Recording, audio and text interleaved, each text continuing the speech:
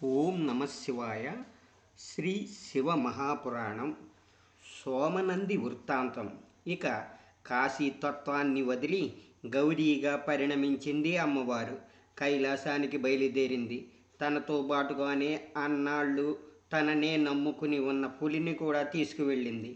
నల్లగా వెళ్ళిన తల్లి పచ్చగా బంగారపు రంగులో వస్తుంటే ప్రమదలంతా ముందు తెల్లబోయారు, తరువాత ఆనందించారు. అసలు అసలు ఆ శివుడే అమ్మవారిని గుర్తించగలడా అని అబ్బురపడ్డారు. అమ్మవారిని నిరాటంకంగా అయ్యవారి ఏకాంత మందిరానికి చేరారు. ఆయన ఆనందించాడు. ఆమెను ఎత్తుకుని గిరగిరా త్రిప్పాడు. ముద్దుల వర్షం కురిపించాడు. అనంతరం అమ్మవారు కౌశికి వృత్తాంతమును చెప్పినారు. ఇంతలో సేవకులు పులిని తెచ్చారు. అమ్మవారు ఆ పులిని గురించి శివుడికి వివరించారు. స్వామి, మీ మందిరాలక నంది ఎలాగో మా మందిరాలకి పులి అలాంటి కాపుదల కావాలి, అనుగ్రహించండి అంది. చిరునవ్వు నవ్వాడు శివుడు. ఒక్క చూపు చూశాడు ఆ పులికేసి. తక్షణమే పులి పుత్తడి బొమ్మ వంటి స్త్రీగా మారిపోయింది. వరవ్రేత హస్తగా చిత్రవర్ణ కవచముగా పరిణమించిన ఆ వాగ్రస్త్రీకి సోమనంది అని నామకరణం చేశారు ఆ గౌరీశంకరులు. అష్టాంగ యోగ వివరణము. వాయువు పలుకుచున్నాడు. ఓ ఋషులారా, శివశక్తి లేకపోతే ఏదీ సాధించలేము.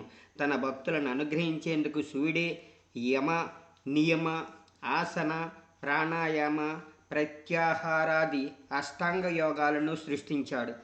యమము అంటే సర్వేంద్రియాలను నిగ్రహించడము, లౌకిక వాంఛాయుతాలైన ఇంద్రియాలని ఆయా కర్మల నుంచి విరమింపచేయగలడం. రెండోది నియమం అంటే కట్టుబాటు, క్రమశిక్షణ పాటించడం. ఆక్రమ శిక్షణ స్వేచ్ఛాయుతమైనది కారాదు. వేదాల్లో చెప్పినట్లు ప్రవర్తించాలనే కట్టుబాటు కలదిగా ఉండాలి. ఆసనం పద్మాసనాది వివిధ ఆసనాలలో అనువైన వాటిని సుఖం కలిగించేంతగా అభ్యసించి అనంతరమే ఆచరణలో నెట్టాలి. ఆ ఆసనాలు యోగాభ్యాస పరులకు అత్యంత ఆవశ్యకాలై యోగాసనాలుగా ప్రఖ్యాతి చెంది ఉన్నాయి. ప్రాణాయామం అంటే వాయువును నిరోధించడము, అనగా మనం పీల్చే శ్వాసమును విడిచే నిశ్వాసను ఆపివేయడం అన్నమాట. ప్రత్యాహారం అనగా విషయవాంఛలయందున్న అవయవాలను వైదిక తత్వం వైపు, కర్మల వైపు మళ్లించడమే అని అర్థము. ధారణ సర్వదా భగవద్విషయాన్నే చింతన చేయడం, ఏకాగ్రంగా ఉండడం. ధ్యానం భగవద్విషయాన్నే చింతన చేయడం, ఏకాగ్రంగా ఉండడం. సమాధి ఆ చింతన ఏకాగ్రతను స్వేచ్ఛను ఆచరిస్తూనే కాలపరిమితిని పెంచుకుంటూ వెళ్ళడం. దానికదిగా నిలువరించబడినప్పుడు తప్ప మరే కారణం వల్ల కూడా లౌకికంలోకి చెల్లించకపోవడం. ఈ విధమైన అష్టాంగ యోగం వల్ల శివశక్తి ఉజ్వలమవుతుంది. అచిరకాలలోనే జ్ఞానం వైపు ప్రయాణించడం జరుగుతుంది. ఇవన్నీ చేయలేని వారు ఈ దిగువ 8 నామాలను నిత్యం స్మరిస్తూ ఉన్నట్లయితే తప్పనిసరిగా శివశక్తి దృఢపడుతుంది. ఆ 8 పేర్లు ఇవి. శివుని 8 పేర్లు. శివాయ నమః. సర్వమందు మంగళము కలిగించువాడు, నీకు నమస్కారం.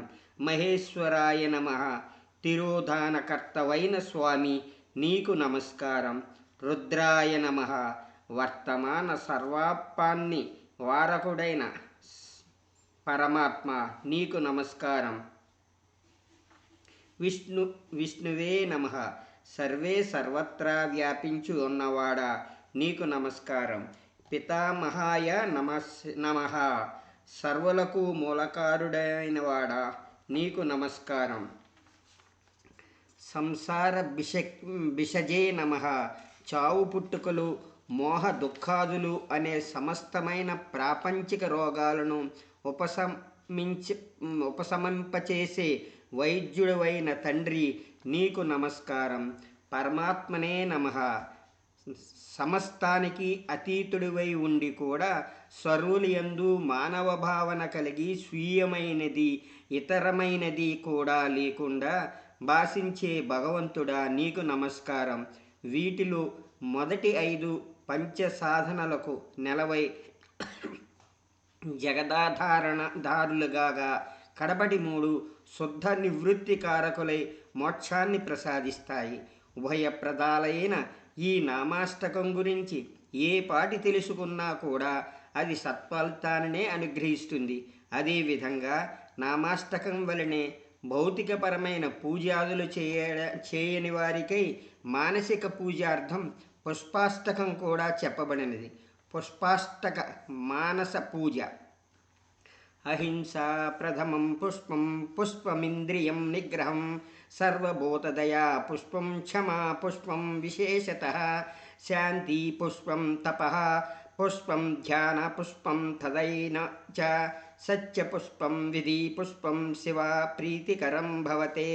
తొలి పుష్పంగా అహింసతో నిన్ను ఆరాధిస్తున్నాను. మలిపుష్పంగా నా సర్వేంద్రియాల చాపల్యాన్ని అరికట్టిన ఫలంతో సేవిస్తున్నాను. అన్ని భూతాల యందు కూడా దయాదృష్టులతో ప్రవర్తించడమనే గుణాన్ని ఒక పువ్వుగా నీకు సమర్పిస్తున్నాను. నీ సేవలో ఉన్న నాకు ఎటువంటి కష్టనష్టాలు వాటిల్లవు. కానీ పురాకృతమైన ఏ సంచితార్థం వల్ల కానీ నీ లీలా విలాసం వల్ల కానీ కాలహేళ వల్ల కానీ వచ్చే సర్వ విధములైన నష్ట కష్టాలను నీ అందలి ఏకాగ్రత వల్ల ఓర్చుకోగలమనే చతుర్థ పుష్పంగా అర్పించుకుంటున్నాను. ఎటువంటి అపకారినైనా ఘాతకుడినైనా నిర్మలంగా స్వీకరించే శాంతినే 5వ పువ్వుగా అర్పిస్తున్నాను. తపస్సు 6వ పుష్పము. నిత్యం నీ గురించిన ధ్యానమే 7వ పుష్పము. స్థితిగతుల వల్ల కానీ ఇతరమైన ఏ వివాదాల వల్ల కానీ శంభో అసత్యం పలకకుండా సత్యాన్నే పలకాలని ఎరిగినని అయిన విషయాలనన్నీ సత్యపుష్ప రూపంలో సమర్పిస్తున్నాను. ఇది పుష్పాష్టకం. నిజానికి ఈ 8 గుణాలు ఎవరిలో ఉన్నాయో వారే వేరే పూజ చేయనక్కర్లేదు. ఆ గుణాలని శివపూజలుగా సంకల్పించడమే చాలునని భావము. ఇక శివారాధకులు సర్వదా చేయవలసిన లింగ పూజలు. వ్రతాలలో లింగ పూజలన్నిటినీ పార్థివ లింగ పూజ ఎంత శ్రేష్టము, వ్రతాలలో పాశుపత వ్రతం అంత శ్రేష్టమైనది. ఈ వ్రత సంబంధిగా సాధకులు వైశాఖ మాసంలో వజ్రలింగాన్ని, జ్యేష్ఠమాసంలో మరకత లింగాన్ని, ఆషాఢంలో మౌక్తిక లింగాన్ని, శ్రావణ మాసంలో ఇంద్రనీలంతో నిర్మించిన లింగాన్ని, భాద్రపదంలో పద్మరాగలింగాన్ని, ఆశ్వేజంలో గోమేదక లింగాన్ని, కార్తీకంలో విద్రుమలింగాన్ని, మార్గశిరంలో వైడూర్యలింగాన్ని, మాఘంలో సూర్యకాంత లింగాన్ని, పాల్గొనంలో చంద్రకాంతి లింగాల్ని సేవించాలి.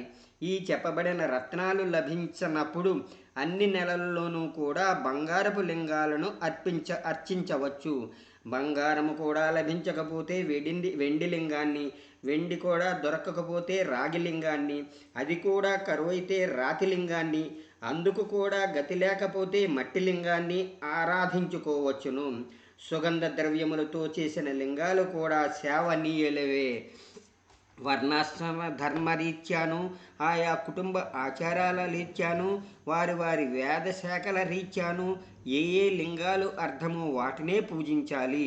పూజానంతరం తూర్పు లేదా ఉత్తర దిక్కుగా ఆసీనులయ్యి దర్భలు పట్టుకుని దర్భాసనం మీద కూర్చుని ప్రాణాయామం చేస్తూ శాస్త్రానుసారం శివనామం జపం చేసి నీ ఆనతో ఈ వ్రతాన్ని ఇంతటితో పూర్తి చేశాను తండ్రి అని చెప్పి నమస్కరించుకుని అక్కడ ఉన్న దర్భలన్నీ తీసి ఉత్తర దిక్కుకు విసర్జించాలి.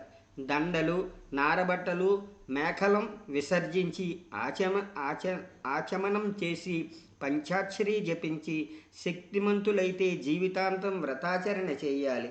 గతంలో ధౌమ్యుడి సోదరుడైన ఉపమన్యుడు ఈ వ్రతం వల్లనే అన్ని పాపాలు పోగొట్టుకున్నాడు. ఉపమన్యు చరిత్ర. వ్యాఘ్రపాదుడు అనే ముని ఉండేవాడు. ఆయన కొడుకే ఉపమన్యుడు. అతని పసితనంలోనే తండ్రికి దూరం కావలసి వచ్చింది. ఉపమన్యుడు అతని తల్లి మేనమామల ఇంట వద్దనే ఉండేవారు. మేనమామ బిడ్డలందరూ యథేచ్ఛగా తృప్తిగా పాలు త్రాగుతుండేవారు.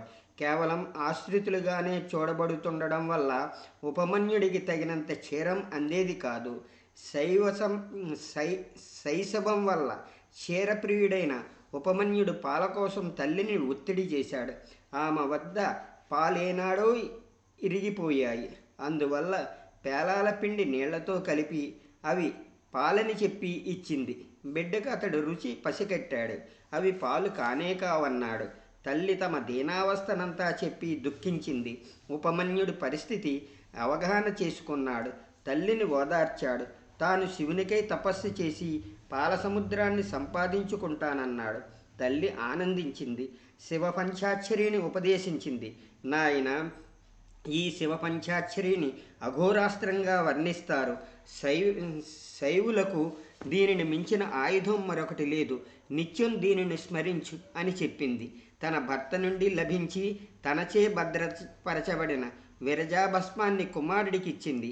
ఆ బూడిద ఓంకారపూర్వకమైన 5 అక్షరాలు మాత్రమే తోడుగా తపస్సుకు నడిచాడు ఉపమన్యుడు.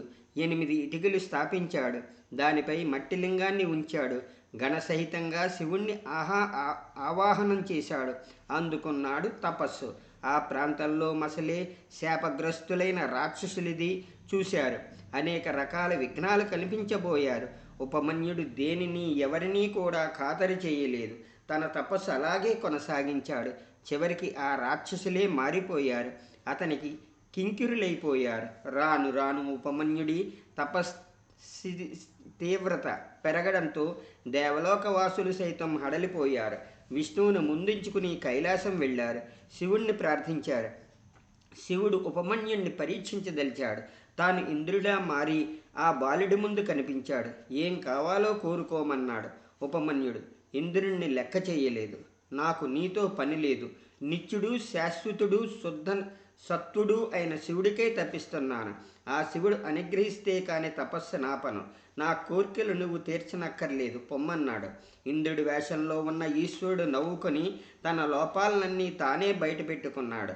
ఆయన లోపాలు ఎవరికీ మాత్రం తెలియవు. ఎగుడు దిగుడు, కళ్ళు, ఎద్దు మీద సవారీ, బూడిద పూత, శ్మశాన విహారం వరుసగా ఏకరు పెట్టాడు. శివనింద భరించలేకపోయాడా చిన్నారి ఉపమన్యుడు. ఓహోహో, ఊరుకుంటే మరీ మితిమీరిపోతున్నావే, ఉండి నీ పని చెబుతాను అంటూ తల్లి ఇచ్చిన పిత్రార్జితమైన విరజాభస్మం పిడికిడి తీసి అఘోరాస్త్రం మంత్రించి ఇంద్రుడిపై ప్రయోగించబోయాడు. ఆనందించాడు నిత్యానందుడు. తక్షణమే తన నిజరూపం చూపించాడు. పార్వతీ సమేతంగా ఉపమన్యుడికి నేత్రానందం చేశాడు. ఆ పర్వతరుడి దివ్య దర్శనంతో ఉపమన్యుడికి నోట మాట వచ్చింది కాదు. ఆనందరసానికి పరాకాష్ఠ నందాడు. అతడి తన్మయం నెరిగిన తరుణేందు శేఖరుడు అడగకుండానే వరాలిచ్చాడు. పాలకడిలతో పాటు పెరుగు కడలి, నేతి కడలి కూడా ఉపమన్యుడి సొంతం చేశాడు. అతనికి గణాధిపత్యాన్నిచ్చాడు. ముద్దు పెట్టుకున్నాడు. నువ్వు నా బిడ్డవేనన్నాడు. మరి నా బిడ్డ కాడా ఏమిటి అంటూ అమ్మవారు ఆ బాలుణ్ణి అంకాన చేర్చుకుంది. తల నిమిరింది. కుమారస్వామిని ఎలా గారం చేస్తుందో అలా గారం చేసింది. అమ్మవారి అంకం చేరాక ఇక చెప్పేదేముంది? నిత్య కుమారత్వం దానికదే సిద్ధించేసింది. ఉపమన్యుడు కృష్ణునకు శివుని గురించి చెప్పుట. అనంతరం ఉపమన్యుడు హిమవత్స్ పర్వత ప్రాంతం చేరాడు. అక్కడికి ఒకనాడు శ్రీకృష్ణుడు వచ్చాడు. ఉపమన్యుడికి నమస్కరించాడు. ఉపమన్యుముని, శివభక్తులందరిలోకి సర్వశ్రేష్ఠుడు అయ్యా నువ్వు.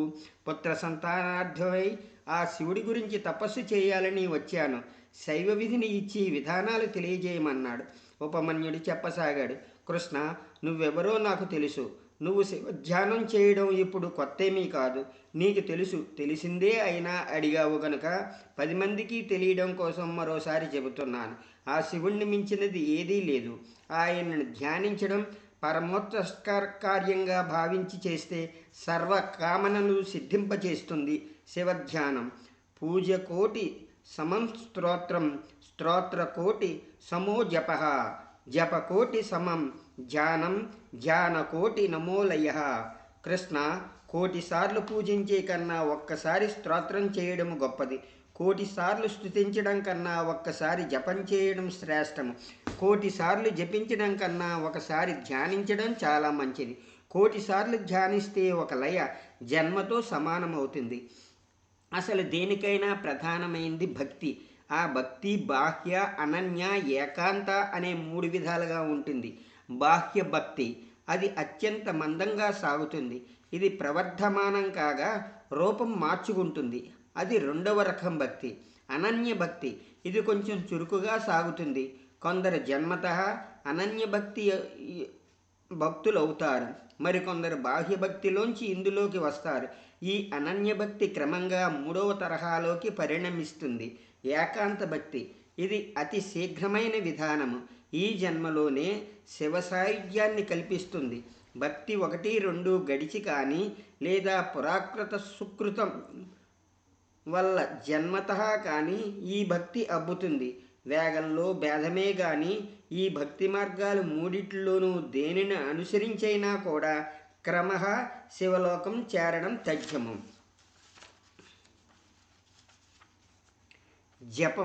జపం కూడా 3 రకాలు. ఒకటి నుదాత్త స్వరాలతో అందరికీ వినబడేలా చేసేది. ఇది వాచిక జపం అనబడుతోంది. పెదవులు కదుపుతూ ధ్వని బయట వారికి వినపడకుండా చేసేది ఉపాంశవు. ఇది మధ్యమ ఫలితాన్ని ఇస్తుంది.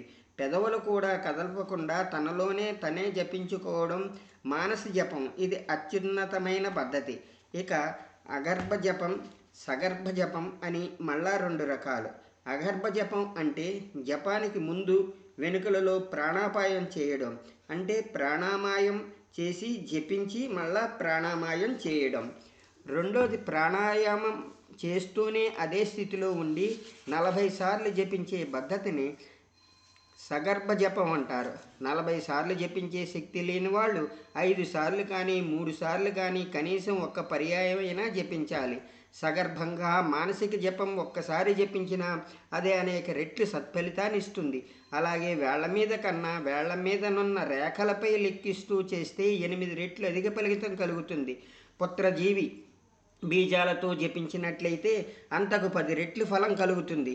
అంతకన్నా శంఖమణులు, వాటికన్నా ప్రవాళాలు, వీటికన్నా స్ఫటికలు, వాటికన్నా ముత్యాలు, అంతకంటే పద్మబీజాలు అధిక ఫలాలు. బంగారపు జపమాలతో చేస్తే చెప్పనలవి కాని ఫలం. సుఖగ్రంథులు కానీ రుద్రాక్షమాలలు కానీ వాడినట్లయితే ఆ ఫలాన్ని మనమే కాదు శివుడు కూడా చెప్పలేడు. ఇది ఈరోజు పురాణం సంపూర్ణం.